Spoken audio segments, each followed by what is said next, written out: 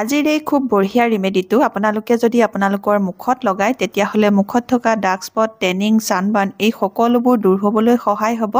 আপোনালোকৰ স্কিনখন গ্লাছ স্কিনৰ দৰে জিলিকি উঠিব। হাই ফ্ৰেণ্ডছ, আপোনালোক সকলোকে মোৰ অসমীয়া হাউচৱাইফ চেনেলৰ নতুন এটা ভিডিঅ'লৈ স্বাগতম জনাইছোঁ। আশা ৰাখিছোঁ আপোনালোক সকলো ভালে আছে। আজি মই আপোনালোকলৈ লৈ আহিছোঁ এইটো খুব বঢ়িয়া নেচাৰেল ফেচ পেক। এই ফেচ পেকটো আপোনালোকে এই দুৰ্গা পূজাৰ আগত মাত্ৰ 3 দিন লগাই চাব। এই ফেচ পেকটোৰ পৰা আপোনালোকে পাৰ্লাৰত কৰা ফেচিয়েলৰ দৰে খুব বঢ়িয়া ৰিজাল্ট পাব। পইচা খৰচ নকৰাকৈ আপোনালোকে পাৰ্লাৰ নোযোৱাকৈ খুব বঢ়িয়া এটা ফেচ পেক লগাই আপোনালোকৰ স্কিনখন জিলিকাব পাৰিব। আপোনালোকৰ স্কিনখন গ্লোয়িং কৰিব পাৰিব। ক'লা ডাৰ্ক স্পট যদি আছে সেইবোৰ দূৰ কৰিব পাৰিব। এই ফেচ পেকটো বনাবলৈ আপোনালোকে ঘৰুৱা কেইটামান সাধাৰণ নেচাৰেল বস্তু ব্যৱহাৰ কৰিব লাগে। ইয়াৰ আগতে আপোনালোকলৈ এটা ৰিকুৱেষ্ট আছে, আপোনালোকে যদি মোৰ অসমীয়া হাউচৱাইফ চেনেলটোলৈ নতুনকৈ আহিছে বা নতুনকৈ চাবলৈ আৰম্ভ কৰিছে, আগতে ছাবস্ক্ৰাইব কৰি থোৱা নাই তেতিয়াহ'লে সোনকালে মোৰ অসমীয়া হাউচৱাইফ চেনেলটো ছাবস্ক্ৰাইব কৰি ল'ব। আৰু ছাবস্ক্ৰাইব কৰিবলৈ হ'লে আপোনালোকৰ মোবাইলৰ স্ক্ৰীনৰ তলতে থকা ছাবস্ক্ৰাইব বটনটো টিপি দিয়ক। ওচৰতে এটা বেল ওলাব, বেলটো টিপি দিব। তেতিয়া মই আহিবলগীয়া সকলোবোৰ ভিডিঅ' নটিফিকেশ্যন আপোনালোকলৈ যাব আৰু আপোনালোকে বঢ়িয়াকৈ গোটেইখিনি ভিডিঅ' চাই থাকিবলৈ পাব।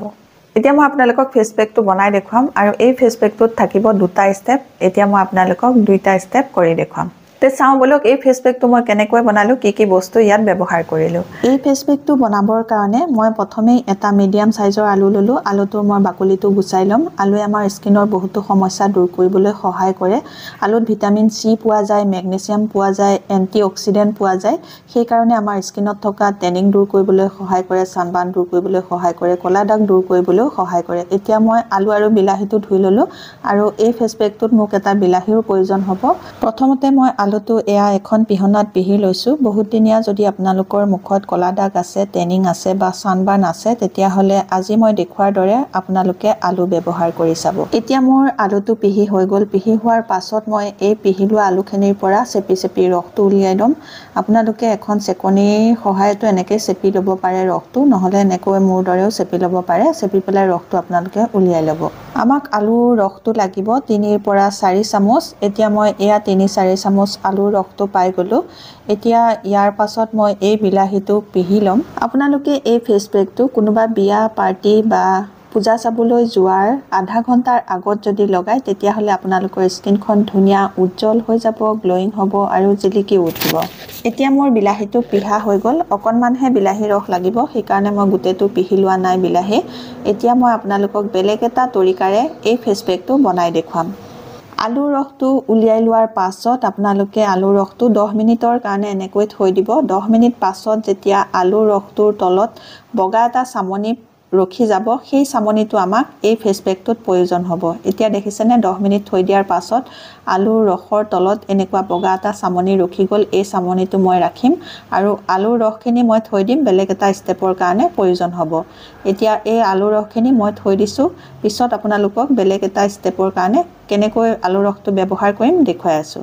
এতিয়া মই এই আলুৰ বগা অংশটোৰ লগত বিলাহীখিনি মিক্স কৰি দিছোঁ। মিক্স কৰি লোৱাৰ পাছত ইয়াতে আৰু এবিধ বস্তু মিক্স কৰিব লাগিব, সেইটো হ'ল কেঁচা হালধিৰ ৰস। কেঁচা হালধিটো আমাৰ ছালৰ কাৰণে বহুত বেছিকৈ ভাল হয়।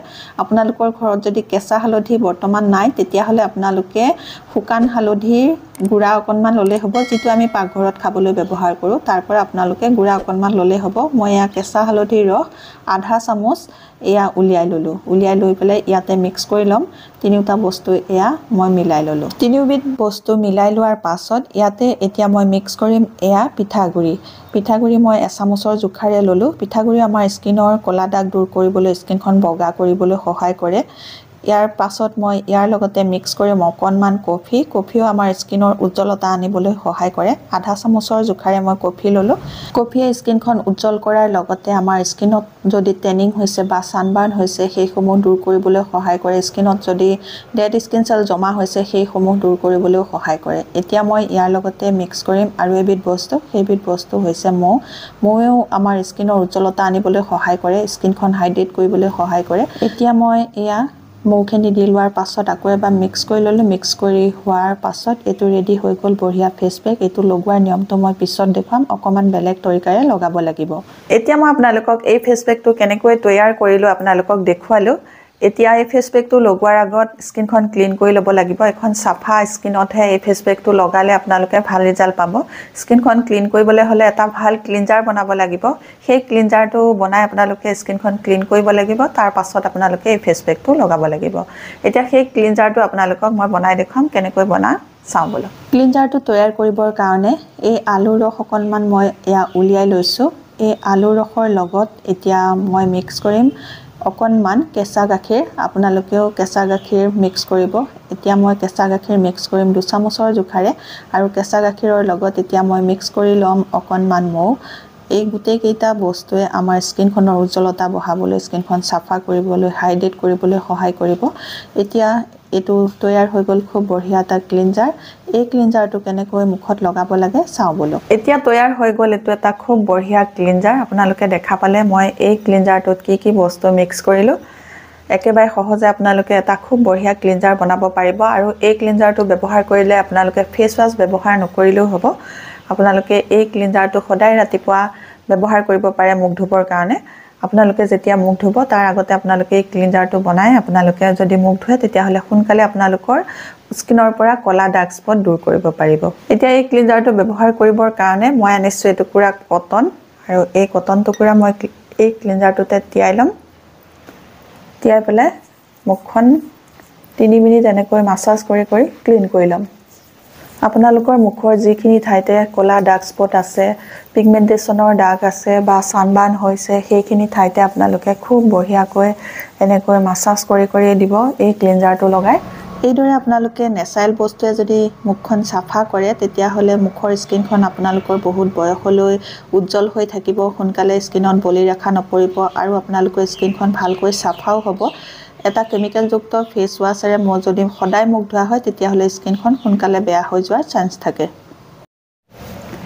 3 মিনিট মাসাজ কৰি মই স্কিনখন ক্লিন কৰি ললো ক্লিন কৰি লোৱাৰ পাছত এখন কোমল টাৱেল মই ভিজাই লৈছিলো আৰু এই কোমল টাৱেলখনেৰে এতিয়া মই মুখখন সাফা কৰি মচিলম এনেকৈ মচিলে আমি ক্লিন কৰোতে যিখিনি লেতেৰা উলালে সেই লেতেৰাখিনি ভালকৈ সাফা হৈ যাব স্কিনখন ডিপ ক্লিন হ'ব আৰু ইয়াৰ পাছত এতিয়া মানে ফেস পেকটো লগাই দিব তাৰ পৰা খুব বঢ়িয়া এটা ৰিজাল্ট পাব হৈ গল এতিয়া মই মুখখন মচি ললো ক্লিন কৰাৰ পাছত আপোনাৰ স্কিনখন চাব একদম সফট যেন লাগিব মিহি যেন লাগিব খুব ধুনিয়া সাফা হৈ যাব ধুনিয়া এটা গ্লো আহিব স্কিনত ইয়াৰ পাছত আপোনালোকে এই ফেস পেকটো লগাব লাগিব আৰু এই ফেস পেকটো লগাইও আপোনালোকে আৰু এটা কাম কৰিব লাগিব মই এতিয়া ফেস পেকটো লগাই আপোনালোকক দেখুৱাই আছো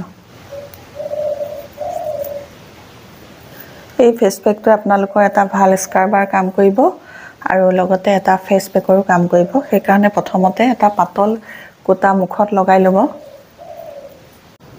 আপোনালোকে ফেস পেক লগালে সদায় মুখৰ পৰা ডিঙিলৈকে লগাই দিব এটা পাতল তৰপ মই মুখত লগাই ললো লগাই লোৱাৰ পাছত মই এনেকৈ 5 মিনিট খুব লাহে লাহে একদম লাহে লাহে 5 মিনিট মাসাজ কৰিম আৰু ফেস পেকটো বনাই আপোনালোকে 10 মিনিট ৰাখি দিব 10 মিনিট পাছতহে আপোনালোকে এই ফেস পেকটো ব্যৱহাৰ কৰিব এনেকৈ মাসাজ কৰিলে আপোনালোকৰ মুখত লাগি থকা যিবোৰ ডেড স্কিন সেল সেইবোৰ ডেড স্কিন সেলবোৰ সাফা হৈ যাব আৰু মাসাজ কৰিলে স্কিনত ব্লাড সাৰ্কুলেশন হ'ব আৰু ব্লাড সাৰ্কুলেশন হলে আপোনালোকৰ স্কিনৰ গ্লো বাঢ়িব স্কিনখন টাইট হৈ থাকিবলৈ সহায় হ'ব আৰু এই ৰেমেডিটোত মই পিঠাগুৰি ব্যৱহাৰ কৰিছো পিঠাগুৰিটো অকনমান গুড়া নিচিনা অকমান খহটা নিচিনা সেই কাৰণে স্ক্ৰাব কৰোতে আপোনালোকে লাহে লাহে স্ক্ৰাব কৰিব যাতে স্কিনখনত অকনো কষ্ট নাপায় কষ্ট নোপোৱাকে আপোনালোকে মাসাজটো কৰিব বেছি প্ৰেসাৰ দি আপোনালোকে স্কিনত মাসাজ নকৰিব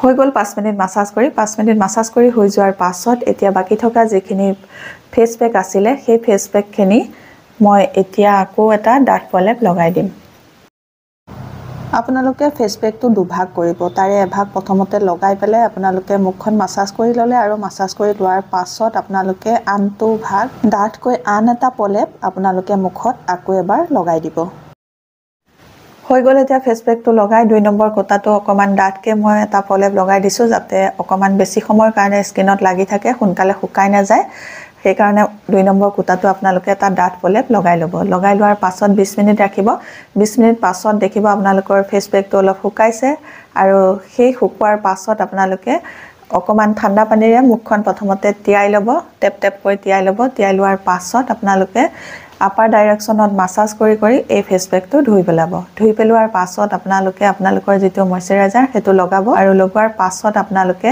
সানস্ক্ৰিন লগোৱাকৈ নাথাকিব সানস্ক্ৰিন আপোনালোকে সদায় লগাব এইদৰে আপোনালোকে এই ফেস পেকটো সপ্তাহত 3 দিনকৈ ব্যৱহাৰ কৰিব 3 দিন ব্যৱহাৰ কৰিলে আপোনালোকৰ একো সাইড ইফেক্ট নহয় কাৰণ ইয়াত যিবোৰ বস্তু মিহলাইছো সকলোবোৰ নেচাৰেল বস্তু কোনো কেমিক্যাল নাই ইয়াত সেইকাৰণে আপোনালোকে সপ্তাহত 3 দিনো ব্যৱহাৰ কৰিব পাৰিব মাত্ৰ আপোনালোকে ফেস পেকটো লগাই যেতিয়া 5 মিনিট মাসাজ কৰিব এই মাসাজটো আপোনালোকে খুব লাহে লাহে কৰিব আজিৰ এই ভিডিওটো ইমানেই আছিল আপোনালোকে নিশ্চয় ভিডিওটো চাই ভাল পাইছে যদি ভাল পাইছে তেতিয়া হলে মোৰ ভিডিওটো এটা লাইক কৰি দিব আৰু চেনেলটো সাবস্ক্ৰাইব কৰি ল'ব নতুন এটা ভিডিওৰ সৈতে নতুন এটা টিপছৰ সৈতে আপোনালোকৰ মাজলৈ আকৌ আহিম তেতিয়ালৈকে নমস্কাৰ আজিলৈ আহো